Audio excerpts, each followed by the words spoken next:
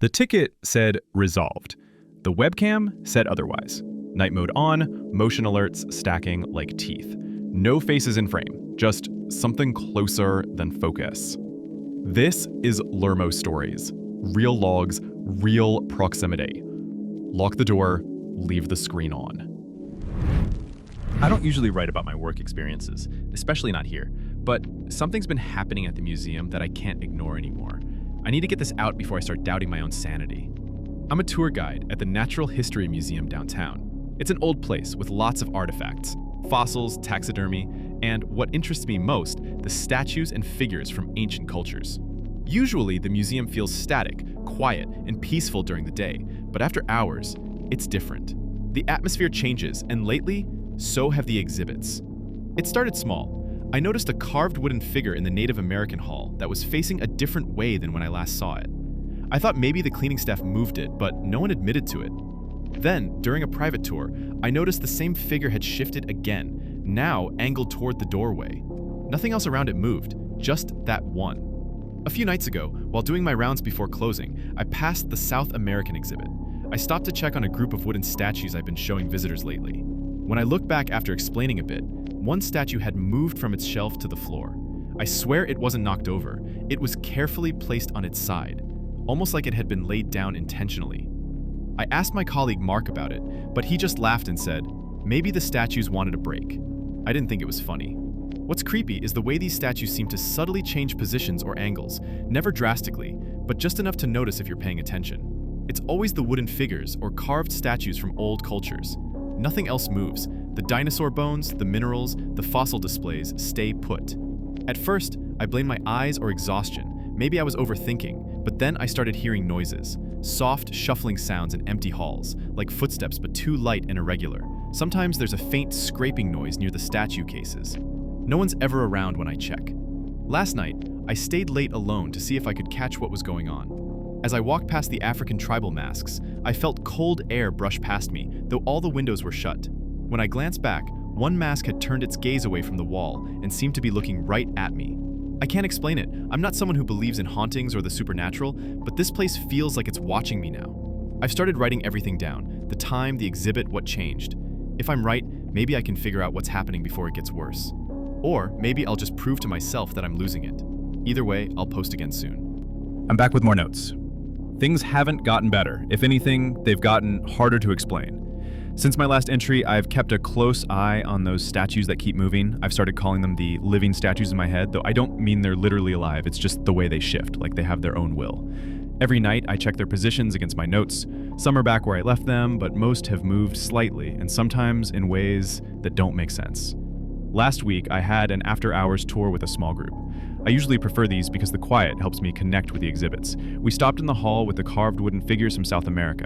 I was explaining how these represented spirits tied to nature and animals when I noticed something off. One of the figures I just talked about was no longer on its shelf. It was standing by the doorway, almost as if it was waiting for us.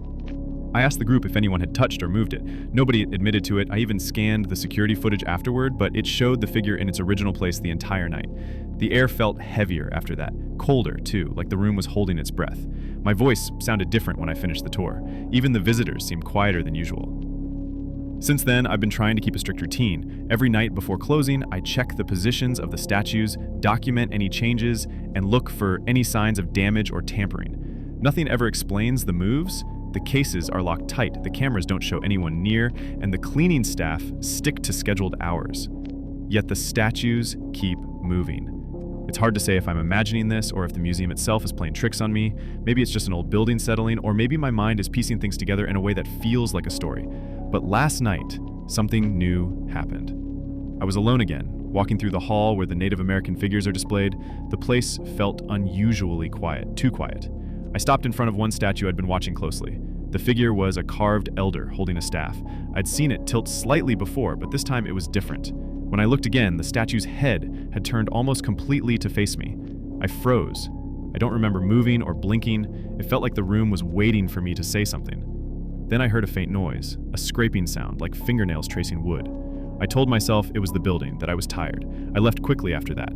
But now I'm starting to think the statues aren't just moving by accident. I don't know what they want. I don't know if this is a warning or something worse. I'm going back again tonight. I'll keep writing no matter what. I don't even know how to start this one. Tonight was different. Worse. I'm still shaking, and honestly, I'm terrified. I went in alone again. No tours, no distractions, just me and the exhibits. I was determined to document everything. I carried my notebook and my flashlight, ready to record any changes or strange noises. I started in the Egyptian hall, where the statues are all still. No movement there yet. Then I moved on to the Native American exhibit. The carved elder statue was facing forward as usual. I circled the room slowly, flashlight beam cutting through the dark. That's when I heard it. The scraping noise again. Soft, deliberate, coming from the corner where the South American wooden figures are displayed. I froze, listened closely. It stopped. I blinked, and the statues had moved. Not just slightly this time, they were arranged differently. Some turned toward me, others grouped tightly together like they were closing in. My breath caught. I wanted to run, but I couldn't move.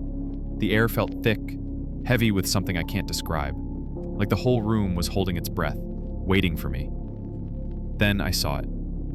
The elder statue from before, but now it wasn't on its pedestal. It was on the floor, lying face down as if it had fallen. I didn't touch it. I just stood there, trying to make sense of what was happening. That's when I noticed the faintest outline of footprints in the dust near the statues. Not human footprints. Too small, too irregular, almost like claw marks, but not quite. They led away from the elder statue, disappearing under the display cases. I followed them with my eyes, and then I felt it. Eyes on me. Not from the statues, but from the shadows beyond the glass walls. I turned to leave. The scraping started again, louder this time, closer. I ran. I don't know what I saw, or if I saw anything at all. Maybe it was my mind, tired and frightened. But the statues have changed, and the museum is no longer just a building. It's something else. Something alive. I'm writing this now to remind myself that I saw what I saw. If anything happens to me, someone has to know. Please, if you ever visit the museum at night, stay away from the wooden statues. Don't touch the artifacts. Just walk away. I'm done. For now. I'm a subway train operator on the downtown line. Been running this route for years. Usually it's routine. Stops, starts, passengers on and off. But tonight, something happened that doesn't add up. The shift began as usual. The lights, signals, everything was normal. But just past Grayson Station, my display panel showed something odd. An extra stop appeared, called Riverside East. I've never seen it before. It wasn't on any map or schedule. I radioed control. Operator 347, no changes. Repeat, no changes. They replied. I thought it was a glitch, but as we neared where Riverside East should be, the train slowed automatically. The doors opened, but there was nothing. No platform, no stairs, just pure darkness. The tunnel walls disappeared into pitch black. After a few seconds, the doors closed on their own, and we moved on. Systems showed no record of Riverside East. It didn't exist. Yet the train behaved as if the stop was real. Then came the sounds, not normal subway noises, quieter, like whispers or footsteps scraping the tunnel walls. I looked outside, but saw no one. The radio crackled with static, and I swear I heard faint voices in the noise. At the next station, I caught a glimpse in the rearview mirror. A figure in an old-fashioned uniform, like from decades ago, standing on the platform. But when the doors opened, the platform was empty. The figure vanished. I told control, but they went silent, only static on the radio. The rest of the trip was normal. I checked logs, no record of stopping at Riverside East. It's like the train stopped somewhere that doesn't exist. I don't know what's down there in those tunnels. Maybe an abandoned station, or something else. But it's real. I can feel it. The underground isn't empty. If you work the lines or know the tunnels, maybe you've heard or seen something like this. If not, be careful where you look next time you're underground. I'll update if anything else happens. Operator 347. Since my last report, I've been trying to make sense of what I saw, but the more I think about it, the less it makes sense. I've gone back over the schedules, maps, and every piece of route info I can find. Riverside East doesn't exist anywhere officially, not on any digital system or in any old paper plans stored in the archives.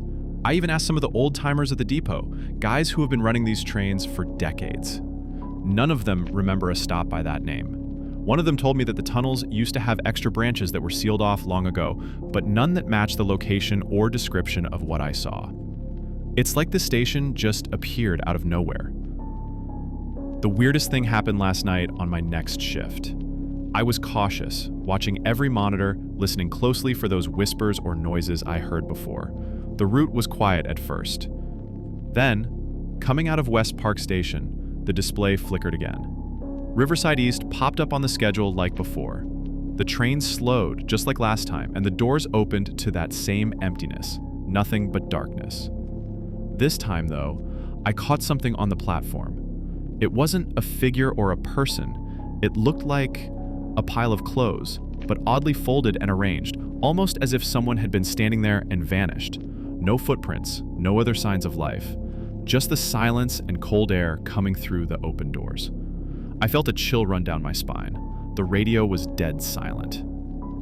I tried calling control again. Control, operator 347. I'm at Riverside East. Doors are open, but there's nothing here. Please confirm. No response. Just static. I shut the doors and moved on, trying to shake off the feeling. But the noises started again. Faint scraping, like metal being dragged along the tracks, but slower, deliberate. I scanned the tunnel ahead with the lights, but saw nothing.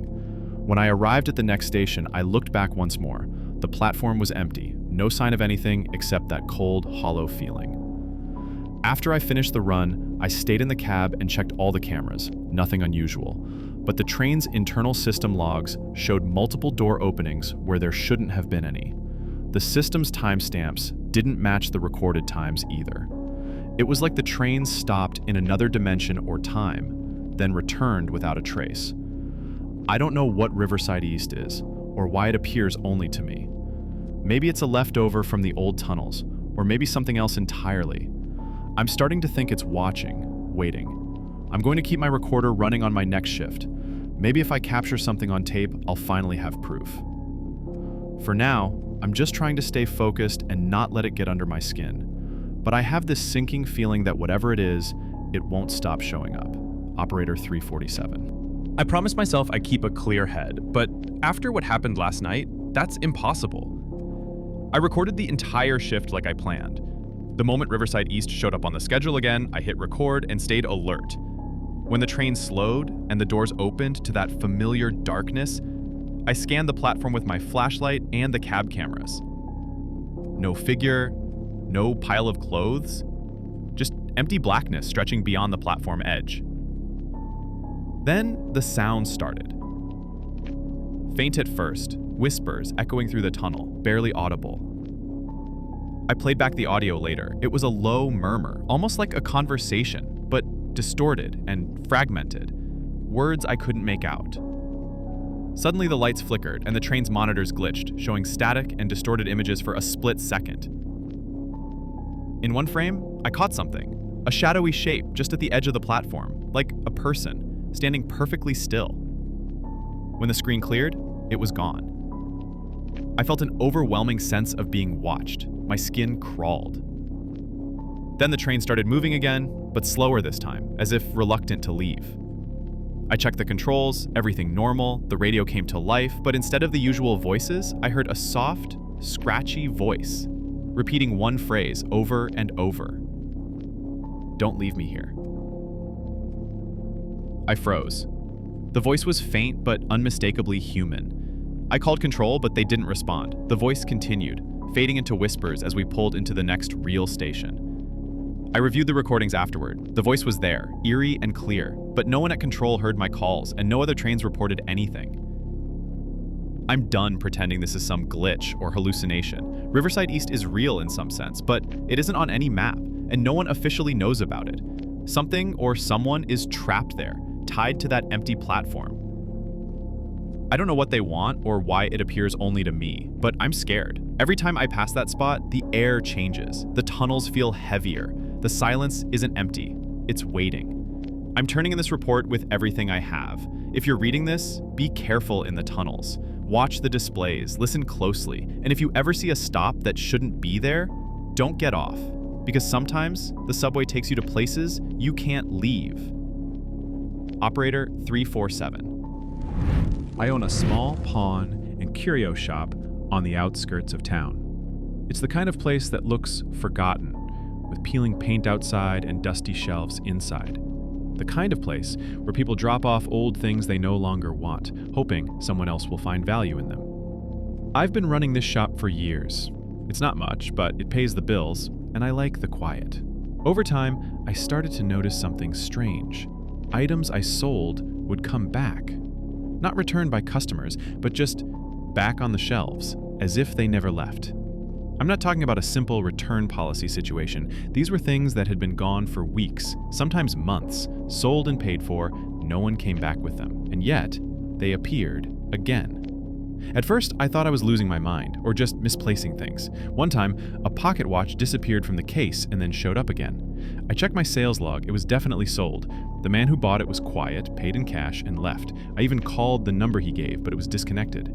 The watch was back on the shelf, sitting neatly in its little box. No dust, no scratches, as if someone had taken care of it. After that, other items started to return. A carved wooden chess piece, a silver locket, an old music box with a faded label from some forgotten shop. Each one was sold, gone for a while, then back in the shop with no explanation. I asked around, but no one saw anyone bring them back. The shop's CCTV doesn't cover the back entrance, but even then, the front door was never opened after closing hours.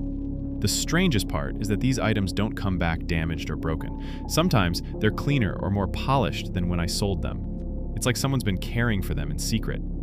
Then I noticed something else. Every time an item returns, the customer who bought it has some kind of problem. A guy who bought the pocket watch disappeared a few weeks later. A woman who bought the music box got sick with a mysterious illness. Others just stopped answering their phones or left town without notice. It feels like the objects carry a weight, like they hold on to something from the people who own them.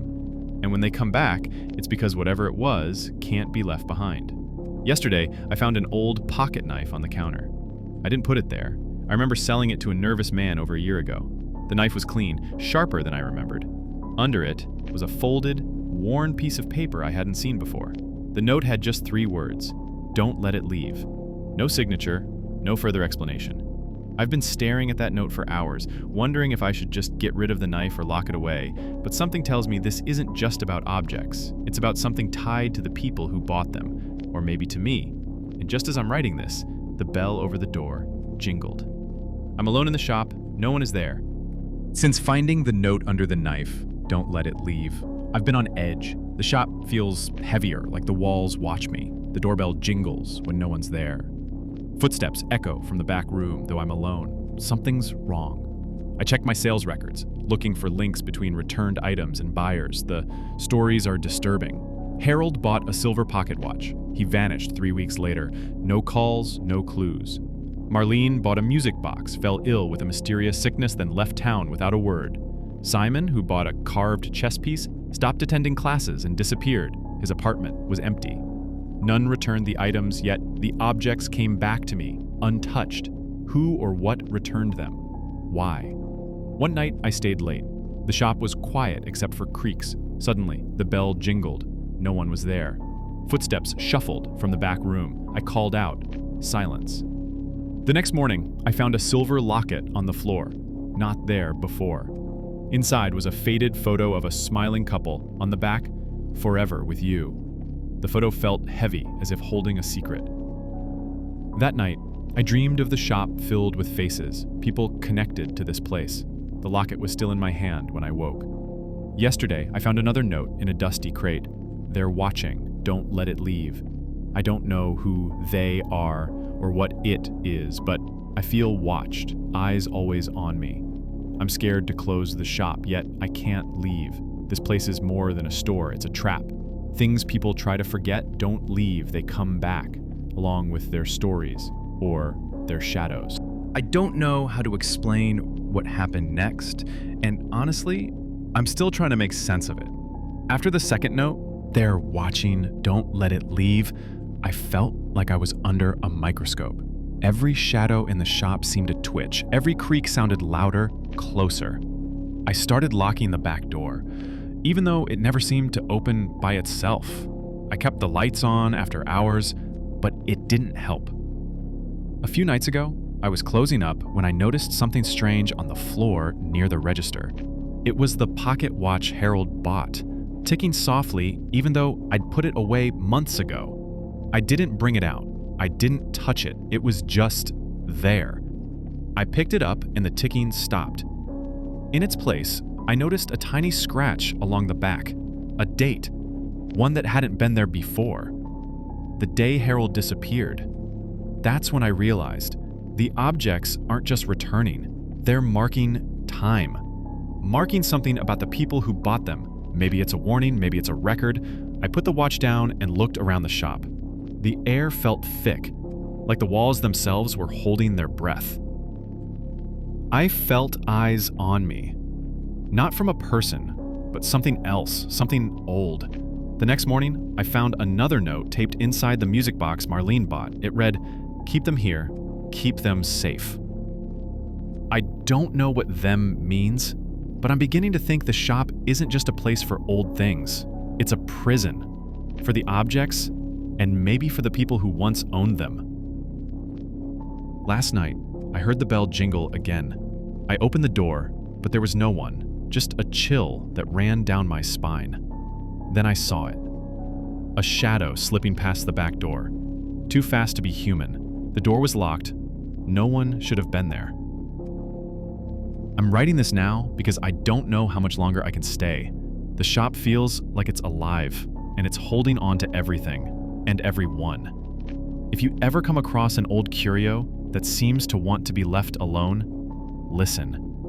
Don't ignore the things that come back, because sometimes what returns is worse than what was lost. I drive for a rideshare company.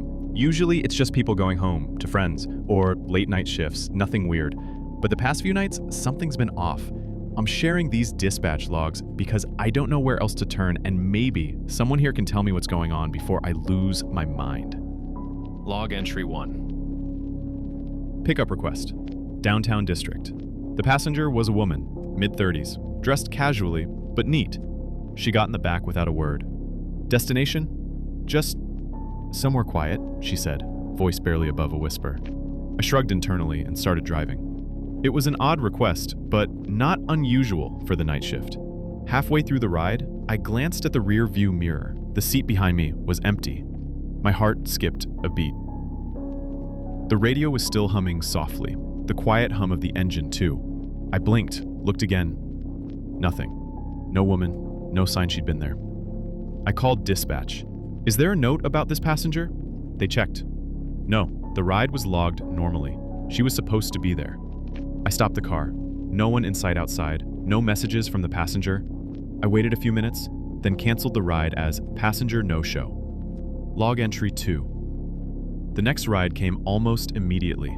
This time from a man, early 40s, standard airport run. He got in, quiet but polite. The route was usual. 10 minutes in, I looked back. Empty again. This time, the phone in my pocket buzzed. A text from the man's number. "Where are you? I'm outside." I pulled over, checked behind me. No one. I called dispatch. They confirmed he'd gotten in my car minutes ago. The app showed him as a passenger in the back seat. I texted him back, confused. No reply. I waited longer. The app showed the ride still active, but the passenger was nowhere to be found. Log entry 3. I tried to chalk it up to exhaustion, some glitch, or a prank. Tonight's request came from a location near the old theater district. The passenger, a young woman, just said, "Take me home." Her address wasn't on file. I took the route she directed. She spoke little, just murmurs now and then. When we reached the destination, I glanced back again. Empty. No luggage, no purse, nothing. I turned to my seat, but the door was locked. I called dispatch in panic. They said the app still showed her logged in as a passenger, but the GPS was stationary. No movement for 5 minutes. Then, the ride ended on its own. I don't know what to think. My logs say these rides happened. Passengers appeared on the app, requested rides, but physically? Gone. Like they never got in. Or worse, like they got in and vanished. I'm past tired now. I'm scared. Anyone else had this? Log entry 4. Tonight, a request popped up from a small neighborhood near the riverfront. Quiet, mostly empty streets. I drove over, expecting the usual. A man, mid-20s, hopped in. He was soaked like he'd just come from the rain, but oddly, the weather was clear. He gave a single-word destination. Anywhere. I joked, anywhere, huh? That's a new one. He didn't respond. I started driving in what I thought was a general direction away from downtown. Halfway through, I glanced in the mirror. Empty. No wet jacket, no guy, just the empty seat. The app still showed him as a passenger. I pulled over, stared back again. Still empty. I thought maybe he got out, so I checked my rearview mirror from all angles. Nothing. I texted dispatch.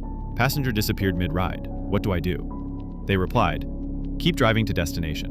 Log your location. So I kept driving toward what the app showed as his destination, even though he was gone. When I reached the address, an old abandoned building near the docks, the app showed the ride ended. I sat there trying to wrap my head around it. Log entry 5. On the way back, another request pinged. Just need a ride downtown, the message read. I picked up a woman, early 30s, quiet, wearing headphones. I asked if she wanted the usual route. She nodded. About 10 minutes in, I felt uneasy. Something about the silence was different. Then I glanced back. Empty again. Her phone was on the seat. I reached back and grabbed it. No missed calls, no messages. I looked up, and she was gone. The app showed the ride still active. I called dispatch. They confirmed she was listed as a passenger and that the app was tracking her phone. Her phone's location showed inside my car. I was sitting alone. Log entry 6. I called my manager after that. He sounded half asleep, but told me to log everything and not to worry. Probably a software glitch, he said. But this isn't a glitch. Because now, I'm scared to pick up any ride. And every time I do, the passenger disappears. No screams, no notes, no weird shadows. Just nothing. I'm starting to question if I'm losing my mind. Or if there's something else in the city I don't understand. I'm going to keep these logs going as long as this keeps happening. I don't want to be alone in this. Log entry 7. Tonight was the worst. I got a request from a neighborhood I don't usually drive in. Old blocks with cracked sidewalks and streetlights that flicker. The passenger was an older man. His voice was calm but quiet, almost tired. Just the usual, he said. I figured he meant downtown where he usually lives. We drove in silence. After a while, I glanced back. Empty again. But this time, the seatbelt was still buckled. No passenger. Just the sound of the city outside and my own breathing. I stopped the car, checked every door. No one. My phone buzzed. A message from the man's number. Thanks for the ride. I sat there, frozen. Log entry 8. The app showed the ride ended, but no payment came through. I called dispatch again. They said the ride was completed on their end, but no fare was charged. I tried to call the man's number. No answer. When I replayed the ride route, the GPS stopped near an alley, one I don't recognize, filled with shadows and broken signs. The weirdest part? The app showed a photo of the passenger's face. It was the same man who got in. But the photo was old, grainy, almost like a faded newspaper clipping. I checked online. No matches. No record of him. Log entry 9. I'm done with this. The app now shows a new feature I didn't notice before, a passenger history tab. Every vanished passenger is listed there. Names, photos, and sometimes strange notes like last ride, destination unknown, or just missing. The app's help page says it's a new safety feature to track riders, but no one I know has it. I tried to delete the app, but the rides keep showing up on my screen. Requests that don't come from the app. I don't know what this is, or why it's happening. If you're reading this and you're a driver, check your app. Look for the rides that never end. Look for the passengers who disappear. Because if they vanish from your car, they might never leave the city. Alex.